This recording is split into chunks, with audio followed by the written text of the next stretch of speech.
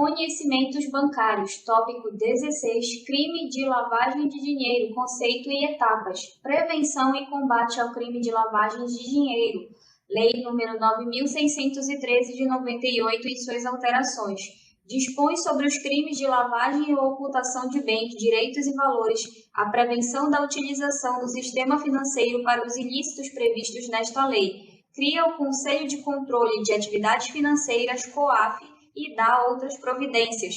O Presidente da República faça saber que o Congresso Nacional decreta e eu sanciono a seguinte lei. Capítulo 1. Dos crimes de lavagem ou ocultação de bens, direitos e valores. Artigo 1º. Ocultar ou dissimular a natureza, origem, localização, disposição, movimentação ou propriedade de bens, direitos ou valores provenientes, direta ou indiretamente, de infração penal. Inciso 1 ao 8, revogado. Pena, reclusão de 3 a 10 anos e multa. Parágrafo 1º. Incorre na mesma pena para quem ocultar ou dissimular a utilização de bens, direitos ou valores provenientes de infração penal. Inciso 1. Os converte em ativos lícitos. Inciso 2. Os adquire, recebe, troca, negocia, dá ou recebe em garantia, guarda, tem em depósito, movimenta ou transfere. Inciso 3. Importa ou exporta bens com valores não correspondentes aos verdadeiros. Parágrafo 2º. Incorre ainda na mesma pena quem, inciso 1, utiliza na atividade econômica ou financeira bens, direitos ou valores provenientes de infração penal. Inciso 2. Participa de grupo, associação ou escritório tendo conhecimento de que sua atividade principal ou secundária é dirigida à prática de crimes previstos nesta lei. Parágrafo 3º. A tentativa é punida nos termos do parágrafo único do artigo 14 do Código Penal. Parágrafo 4º. A pena será aumentada de 1 a 2/3 se os crimes definidos nesta lei forem cometidos de forma reiterada ou por intermédio de organização criminosa. Parágrafo 5º. A pena poderá ser reduzida de 1 a 2/3 e ser cumprida em regime aberto ou semiaberto, facultando-se ao juiz deixar de aplicá-la ou substituí-la a qualquer tempo por pena restritiva de direitos se o autor, coautor ou partícipe colaborar espontaneamente com as autoridades, prestando esclarecimentos que conduzam à apuração das infrações penais, à identificação dos autores, coautores e partícipes, ou à localização dos bens, direitos ou valores objeto do crime. Parágrafo 6. Para apuração do crime de que trata este artigo, admite-se a utilização da ação controlada e da infiltração de agentes. Capítulo 2. Disposições processuais especiais. Artigo 2º. O processo e julgamento dos crimes previstos nesta lei, inciso 1, obedecem às disposições relativas ao procedimento comum dos crimes punidos com reclusão da competência do juiz singular. Inciso 2. Independem do processo e julgamento das infrações penais antecedentes, ainda que praticados em outro país, cabendo ao juiz competente para os crimes previstos nesta lei a decisão sobre a unidade de processo e julgamento. Inciso 3. São das competências da Justiça Federal, item A, quando praticados contra o sistema financeiro e a ordem econômica financeira ou em detrimento de bens, serviços ou interesses da União ou de suas entidades autárquicas ou empresas públicas. Item B, quando a infração penal antecedente for de competência da Justiça Federal. Parágrafo 1º. A denúncia será instruída com indícios suficientes da existência da infração penal antecedente, sendo puníveis os fatos previstos nesta lei, ainda que desconhecido ou isento de pena o autor ou extinta a punibilidade da infração penal antecedente. Parágrafo 2º. No processo por crime previsto nesta lei, não se aplica o disposto no artigo 366 do Decreto-Lei nº 3.689, de 3 de outubro de 1941, Código de Processo Penal, devendo o acusado que não comparecer nem constituir advogado ser citado por edital, prosseguindo o feito até o julgamento com nomeação de defensor dativo. Artigo 3º, revogado. Artigo 4º. O juiz, de ofício, a requerimento do Ministério Público ou mediante representação do delegado de polícia, ouvido o Ministério Público em 24 horas, havendo indícios suficientes de infração penal, poderá decretar medidas assecuratórias de bens, direitos ou valores do investigado ou acusado, ou existentes em nome de interpostas pessoas que sejam instrumento, produto ou proveito dos crimes previstos nesta lei ou das infrações penais antecedentes. Parágrafo 1º. Proceder-se-á à alienação antecipada para preservação do valor dos bens sempre que estiverem sujeitos a qualquer grau de deteriorização ou depreciação ou quando houver dificuldade para sua manutenção. Parágrafo 2º. O juiz determinará a liberação total ou parcial dos bens, direitos e valores quando comprovada a licitude de sua origem, mantendo-se a constrição dos bens, direitos e valores necessários e suficientes à reparação dos danos e ao pagamento de prestações pecuniárias, multas e custas decorrentes da infração penal. Parágrafo 3º. Nenhum pedido de liberação será conhecido sem o comparecimento pessoal do acusado ou da interposta pessoa a que se refere o caput deste artigo, podendo o juiz determinar a prática de atos necessários à conservação de bens, direitos ou valores sem prejuízo no disposto no parágrafo 1º. Parágrafo 4º. Poderão ser decretadas medidas assecuratórias sobre os bens, direitos ou valores para reparação do dano decorrente da infração penal antecedente ou da prevista nesta lei ou para o pagamento de prestação pecuniária, multa e custas. Artigo 4º-A. A alienação antecipada para preservação do valor de bens sob constrição será decretada pelo juiz, de ofício, a requerimento do Ministério Público ou por solicitação da parte interessada, mediante petição autônoma, que será autuada em apartado e cujos autos terão tramitação em separado em relação ao processo principal. Parágrafo 1º. O requerimento de alienação deverá conter a relação de todos os demais bens com a descrição e a especificação de cada um deles e informações sobre quem os detém e local onde se encontram. Parágrafo 2º. O juiz determinará a avaliação dos bens nos autos apartados e intimará ao Ministério Público. Parágrafo 3º. Feita a avaliação e dirimidas eventuais divergências sobre os respectivos laudos, o juiz, por sentença, homologará o valor atribuído aos bens e determinará que sejam alienados em leilão ou pregão, preferencialmente eletrônico, por valor não inferior a 75% da avaliação. Parágrafo 4º. Realizado o leilão, a quantia apurada será depositada em conta judicial remunerada, adotando-se a seguinte disciplina. Inciso 1. Nos processos de competência da Justiça Federal e da Justiça do Distrito Federal, item A, os depósitos serão efetuados na Caixa Econômica Federal ou em instituição financeira pública mediante documento adequado para esta finalidade. Item B. Os depósitos serão repassados pela Caixa Econômica Federal ou por outra instituição financeira pública para a conta única do Tesouro Nacional, independentemente de qualquer formalidade no prazo de 24 horas. E, item C. Os valores devolvidos pela Caixa Econômica Federal ou por instituição financeira pública serão debitados à conta única do Tesouro Nacional em subconta de restituição. Item 2. Nos processos de competência da Justiça dos Estados. Item A.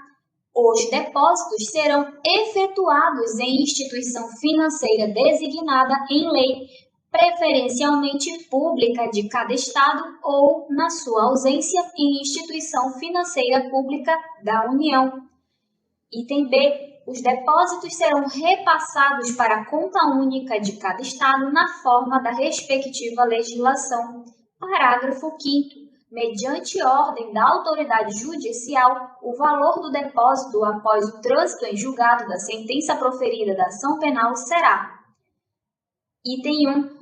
Em caso de sentença condenatória nos processos de competência da Justiça Federal e da Justiça do Distrito Federal, incorporado definitivamente ao patrimônio da União, e nos processos de competência da Justiça Estadual, incorporado ao patrimônio do Estado respectivo. Item 2. Em caso de sentença absolutória extintiva de punibilidade colocado à disposição do réu pela instituição financeira acrescido de remuneração da conta judicial. Parágrafo 6º. A utilização financeira manterá controle dos valores depositados ou devolvidos. Parágrafo 7º. Serão deduzidos da quantia apurada no leilão todos os tributos e multas incidentes sobre o bem alienado, sem prejuízo de iniciativas que, no âmbito da competência de cada ente da Federação, venham a desonerar bens sob constrição judicial daqueles ônus. Parágrafo 8º. Feito o depósito a que se refere o parágrafo 4º deste artigo, os autos da alienação serão apensados aos autos do processo principal. Parágrafo 9º. Terão apenas efeito devolutivo os recursos interpostos contra as decisões proferidas no curso do procedimento previsto neste artigo.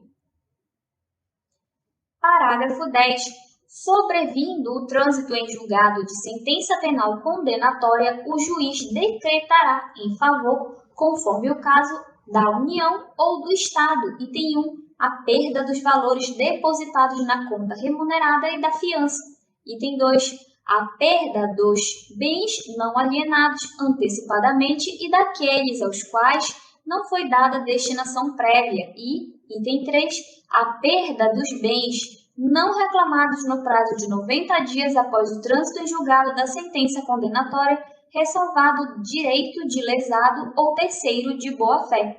Parágrafo 11. Os bens a que se refere os incisos 2 e 3 do parágrafo 10 deste artigo serão adjudicados ou levados a leilão, depositando-se o saldo na conta única do respectivo ente. Parágrafo 12. O juiz determinará ao registro público competente que emita documento de habilitação à circulação e utilização dos bens colocados sobre o uso de custódia das entidades a que se refere o caput deste artigo. Parágrafo 13. Os recursos decorrentes da alienação antecipada de bens, direitos e valores oriundos do crime de tráfico ilícito de drogas e que tenham sido objeto de dissimulação e ocultação nos termos desta lei permanecem submetidos à disciplina definida em lei específica. Artigo 4º. A ordem de prisão de pessoas ou as medidas assecuratórias de bens, direitos ou valores poderão ser suspensas pelo juiz, ouvido o Ministério Público, quando a sua execução imediata puder comprometer as investigações. Artigo 5º.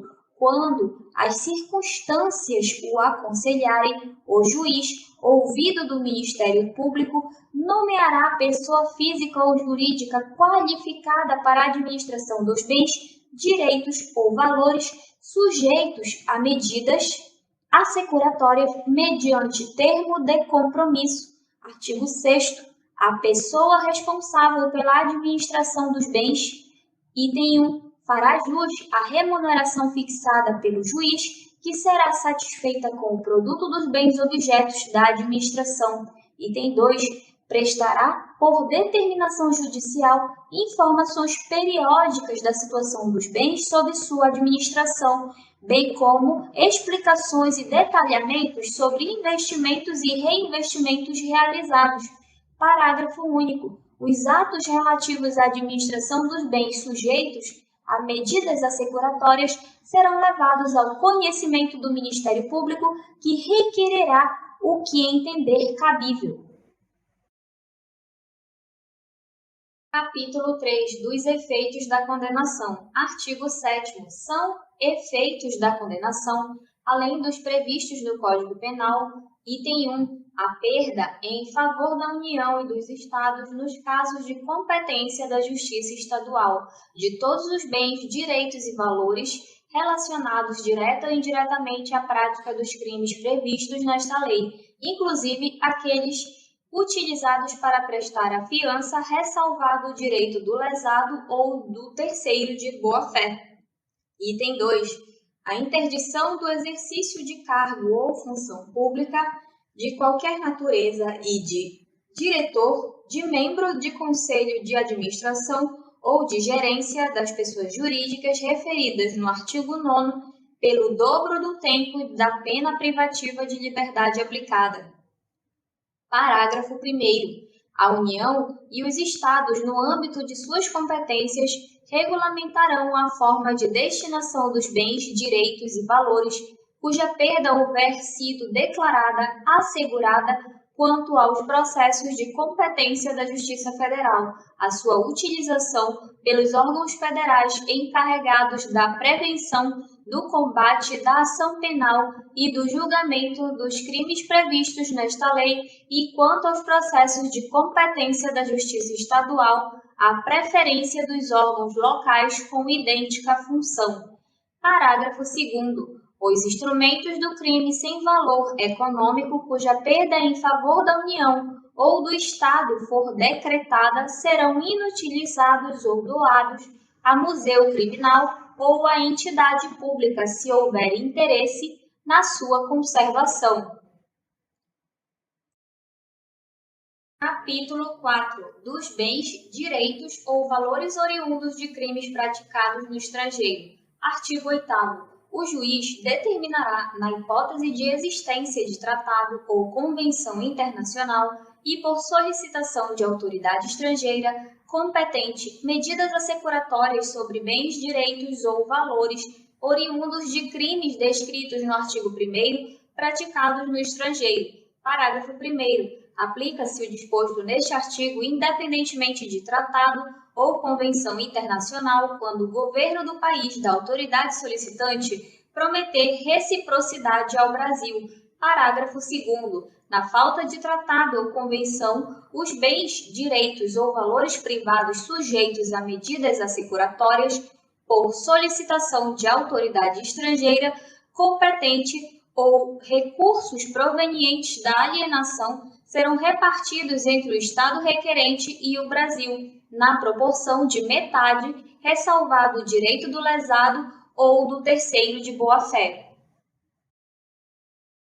Capítulo 5. Das pessoas sujeitas ao mecanismo de controle. Artigo 9º. Sujeitam-se às obrigações referidas nos artigos 10 e 11 as pessoas físicas e jurídicas que tenham em caráter permanente ou eventual como atividade principal ou acessória, cumulativamente ou não. Item 1. A captação, intermediação e aplicação de recursos financeiros de terceiros em moeda nacional ou estrangeiras.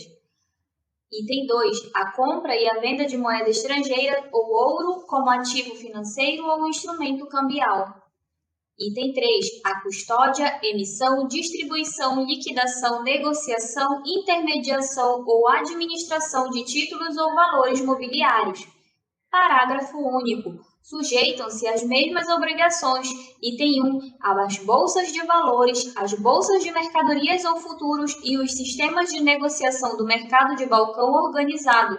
Item 2. Às seguradoras, às corretoras de seguros e às entidades de previdência complementar ou de capitalização. Item 3. Às administradoras de cartões de credenciamento ou cartões de crédito, bem como as administradoras de consórcios para aquisição de bens ou serviços. Item 4. As administradoras ou empresas que se utilizem de cartão ou qualquer outro meio eletrônico, magnético ou equivalente que permita a transferência de fundos. Item 5. As empresas de arrendamento mercantil, leasing, as empresas de fomento comercial, factoring, e as empresas simples de crédito, ESC. Item 6. As sociedades que, mediante sorteio, método assemelhado, exploração de loterias, inclusive de apostas de cota fixa, ou outras sistemáticas de captação de apostas com pagamento de prêmios, realizem distribuição de dinheiro, de bens móveis, de bens imóveis e de outras mercadorias ou serviços, bem como concedam descontos na sua aquisição ou contratação. Item 7. As filiais ou representações de entes estrangeiros que exerçam no Brasil qualquer das atividades listadas neste artigo, ainda que de forma eventual. Item 8. As demais entidades cujo funcionamento dependa de autorização de órgão regulador dos mercados financeiro, de câmbio, de capitais e de seguros. Item 9. As pessoas físicas ou jurídicas, nacionais ou estrangeiras, que operam no Brasil como agentes, dirigentes, procuradoras, comissionárias ou por qualquer forma representem interesses de ente estrangeiro que exerça qualquer das atividades referidas neste artigo. Item 10. As pessoas físicas ou jurídicas que exerçam atividades de promoção imobiliária ou compra e venda de imóveis. Item 11. As pessoas físicas ou jurídicas que comercializem joias, pedras e metais preciosos, objetos de arte e antiguidades. Item 12. As pessoas físicas ou jurídicas que comercializem bens de luxo ou de alto valor, intermediem a sua comercialização ou exerçam atividades que envolvam grande volume de recursos em espécie. Item 13. As juntas comerciais e os registros públicos. Item 14. As pessoas físicas ou jurídicas que prestem, mesmo que eventualmente, serviços de assessoria, consultoria, contadoria, auditoria, aconselhamento ou assistência de qualquer natureza em operações a. de compra e venda de imóveis, estabelecimentos comerciais ou industriais ou participações societárias de qualquer natureza. B. de gestão de fundos, valores mobiliários ou outros ativos. C. de abertura ou gestão de contas bancárias de poupança e investimentos ou de valores mobiliários. D. de criação, exploração ou gestão de sociedades de qualquer natureza, fundações, fundos fiduciários ou estruturas análogas. E. financeiras, societárias ou imobiliárias. E. F. de alienação ou aquisição de direitos sobre contratos relacionados a atividades desportivas ou artísticas profissionais. Item 15. Pessoas físicas ou jurídicas que atuem na promoção, intermediação, comercialização, agenciamento ou negociação de direitos de transferência de atletas, artistas ou feiras, exposições ou eventos similares. Item 16. As empresas de transporte e guarda de valores. Item 17. As pessoas físicas ou jurídicas que comercializem bens de alto valor, de origem rural ou animal, ou intermediem a sua comercialização. E. Item 18. As dependências do exterior nas entidades mencionadas neste artigo por meio de sua matriz no Brasil, relativamente a residente no país. Capítulo 6. Da identificação dos clientes e manutenção de registros. Artigo 10. As pessoas referidas no artigo 9º, item 1, identificarão seus clientes e manterão cadastro atualizado nos termos de instruções emanadas das autoridades competentes. Item 2. Manterão registro de toda transação em moeda nacional ou estrangeira, títulos e valores mobiliários, títulos de crédito, metais ou qualquer ativo passível de ser convertido em dinheiro que ultrapassar limite fixado pela autoridade competente e nos termos de instruções por estas expedidas. Item 3. Deverão adotar políticas, procedimentos e controles internos compatíveis com o seu porte e volume de operações que lhe permitam atender ao disposto neste artigo e no artigo 11, na forma disciplinada pelos órgãos competentes. Item 4. Deverão cadastrar-se e manter seu cadastro atualizado no órgão regulador ou fiscalizador e, na falta deste, no Conselho de Controles de Atividades Financeiras, COAF, na forma e condições por eles estabelecidas. Item 5. Deverão atender às requisições formuladas pelo COAF na periodicidade, forma e condições por ele estabelecidas, cabendo-lhe preservar, nos termos da lei, o sigilo das informações prestadas. Parágrafo 1º. Na hipótese se o cliente constituir-se em pessoa jurídica, a identificação referida no inciso 1 deste artigo deverá abranger as pessoas físicas autorizadas a representá-la, bem como os seus proprietários. Parágrafo 2º. Os cadastros e registros referidos no inciso 1 e 2 deste artigo deverão ser conservados durante o período mínimo de 5 anos a partir do encerramento da conta ou da conclusão da transação, prazo este que poderá ser ampliado pela autoridade competente. Parágrafo 3º. O registro referido no inciso 2 deste artigo será efetuado também quando a pessoa física ou jurídica, seus entes ligados houver realizado, em um mesmo mês calendário, operações com uma mesma pessoa, conglomerado ou grupo que, em seu conjunto, ultrapassem o limite fixado pela autoridade competente. Artigo 10-A. O Banco Central manterá registro centralizado formando o Cadastro Geral de Correntistas e Clientes de instituições financeiras, bem como de seus procuradores. Capítulo 7. Da comunicação de operações financeiras. Artigo 11. As pessoas referidas no artigo 9º, item 1, dispensarão especial atenção às operações que, nos termos de instruções emanadas das autoridades competentes, possam constituir-se em sérios indícios dos crimes previstos nesta lei ou com eles relacionar-se. Item 2. Deverão comunicar ao COAF, abstendo-se de dar ciência de tal ato a qualquer pessoa, inclusive aquela a qual se refira a informação no prazo de 24 horas à proposta ou realização. A. De todas as transações referidas no inciso 2 do artigo 10, acompanhadas da identificação de que se trata o inciso 1 do mencionado artigo e B. Das operações referidas no inciso 1. Item 3. Deverão comunicar ao órgão regulador ou fiscalizador da sua atividade ou, na sua falta, ao COAF, na periodicidade, forma e condições por eles estabelecidas, a não ocorrência de propostas, transações ou operações passíveis de serem comunicadas nos termos do inciso 2. Parágrafo 1º. As autoridades competentes nas instruções referidas no inciso 1 deste artigo elaborarão relação de operações que, por suas características, no que se refere às partes envolvidas, valores, forma de realização, instrumentos utilizados ou pela falta de fundamento econômico ou legal, possam considerar a hipótese nele prevista.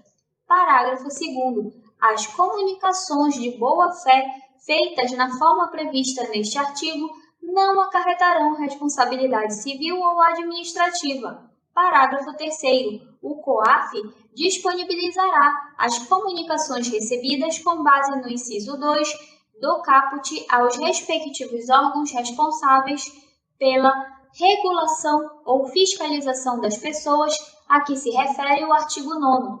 Artigo 11-A. As transferências internacionais e os saques em espécie deverão ser previamente comunicados à instituição financeira nos termos, limites, prazos e condições fixados no Banco Central do Brasil. Capítulo 8.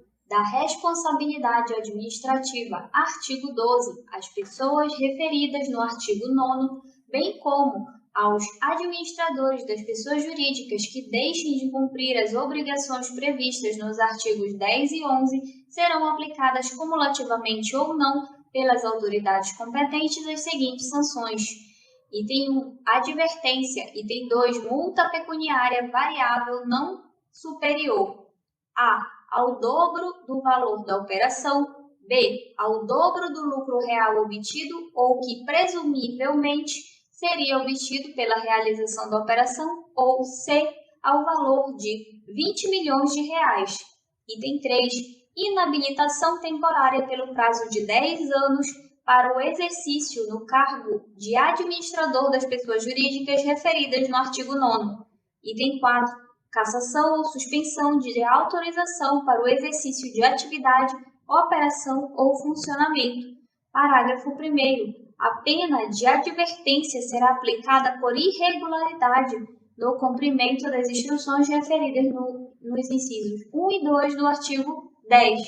Parágrafo 2º. A multa será aplicada sempre que as pessoas referidas no artigo 9º, por culpa ou dolo, item 1, deixarem de sanar as irregularidades, objeto de advertência no prazo assinalado pela autoridade competente. Item 2, não cumprirem o disposto nos incisos 1 a 4 do artigo 10. Item 3, deixarem de atender no prazo estabelecido a requisição formulada nos termos do inciso 5 ao artigo 10. Inciso 4, descumprirem a vedação ou deixarem de fazer a comunicação a que se refere o artigo 11. Parágrafo 3º. A inabilitação temporária será aplicada quando forem verificadas infrações graves quanto ao cumprimento das obrigações constantes desta lei ou quando ocorrer reincidência específica, devidamente caracterizada em transgressões anteriormente punidas com multa. Parágrafo 4º. A cassação da autorização será aplicada nos casos de reincidência específica de infrações anteriormente punidas com a pena prevista no inciso 3 do caput deste artigo. Artigo 13. Revogado. Capítulo 9. Do Conselho de Controle de Atividades Financeiras. Artigo 14. É criado, no âmbito do Ministério da Fazenda, o Conselho do Controle de Atividades Financeiras, COAF, com a finalidade de disciplinar, aplicar penas administrativas, receber e examinar e identificar as ocorrências suspeitas de atividades ilícitas previstas nesta lei, sem prejuízo da competência de outros órgãos e entidades. Parágrafo 1º. As instruções referidas no artigo 10 destinadas às pessoas mencionadas no artigo 9º, para as quais não exista órgão próprio, fiscalizador ou regulador, serão expedidas pelo COAF, competindo-lhe, para esses casos, a definição das pessoas abrangidas e a aplicação das sanções enumeradas no artigo 12. Parágrafo 2º. O COAF deverá ainda coordenar e propor mecanismos de cooperação e de troca de informações que viabilizem ações rápidas e eficientes no combate à ocultação ou dissimulação de bens, direitos e valores. Parágrafo 3º. O COAF poderá requerer aos órgãos da administração pública as informações cadastrais, bancárias e financeiras de pessoas envolvidas em atividades suspeitas. Artigo 15. O COAF comunicará às autoridades competentes para a instauração dos procedimentos cabíveis quando concluir pela existência de crimes previstos nesta lei, de fundados indícios de sua prática ou de qualquer outro ilícito. Artigo 16 e 17, revogados. Capítulo 10. Disposições gerais. Artigo 17-A. Aplicam-se subsidiariamente as disposições do Código de Processo Penal no que não forem incompatíveis com esta lei. Artigo 17-B. A autoridade policial e o Ministério Público terão acesso exclusivamente aos dados cadastrais do investigado que informam qualificação pessoal, filiação e endereço, independentemente de autorização judicial, mantidos pela Justiça Eleitoral, pelas empresas telefônicas, pelas instituições financeiras, pelos provedores de internet e pelas administradoras de cartão. Artigo 17c. Os encaminhamentos das instituições financeiras e tributárias em resposta às ordens judiciais de quebra ou transferência de sigilo deverão ser, sempre que determinado, em meio informático e apresentados em arquivos que possibilitem a migração de informações para os autos do processo sem redigitação. Artigo 17d. Em caso de indiciamento de servidor público, este será afastado sem prejuízo de remuneração e demais direitos previstos em lei, até que o juiz competente autorize em decisão fundamentada o seu retorno. Artigo 17e. A Secretaria da Receita Federal do Brasil conservará os dados fiscais dos contribuintes pelo prazo mínimo de 5 anos, contado a partir do início do exercício seguinte ao da declaração de renda respectiva ou ao pagamento do tributo. Artigo 17f. O tratamento de dados pessoais pelo COAF, item 1, será realizado de forma estritamente necessária para o atendimento às suas finalidades legais. Item 2.